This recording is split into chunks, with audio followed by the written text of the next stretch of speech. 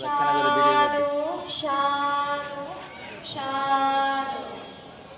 যে ব্যক্তি প্রাণী হিংসা করে সে আর্য হতে পারে। যিনি সকল প্রাণীর প্রতি অহিংসা ভাবাপন্ন তিনি আর্য বলে গণিত হন। স্বধর্মদায়ক দায়িকাবৃন্দ এবারে পঞ্চশীল প্রার্থনা করবেন হিলচারিগাঁও বৌদ্ধবিহারের সন্ধ্যাকালীন যৌথ বন্দনা শিক্ষার্থী অঞ্জুর